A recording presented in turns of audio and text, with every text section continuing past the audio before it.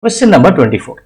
The graph shows the variation with time of the activity of a pure sample of a radioactive nuclide. What percentage of the nuclide remains after 200 seconds? How much nuclide remains after 200 seconds? That's the question. So towards it, now you see the initial activity is 2.8 here.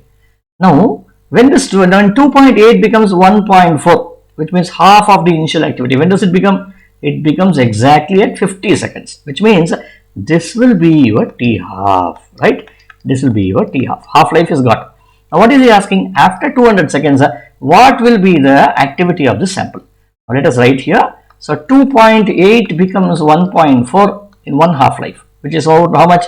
50 seconds. 200 seconds is 4 half-lives. 1.4 becomes, after one half-life, it becomes 0.7. After third half-life, it becomes 0.35. After fourth half-life, it becomes 0.035. I'm sorry, 0.035. And after the one more half-life, what does it become? After one more half-life, it becomes divided by 2, which would be around 0.061, right? So 0.6061. Now if you want, okay, now let us look at this here.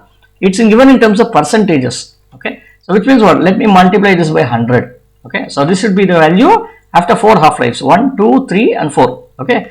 0.061 multiplied by 100 will give me 6.1%, which is the right option here. 6.1 is not there, the closest one seems to be 6.3%. So this is the answer here. Okay, let us move on to the next.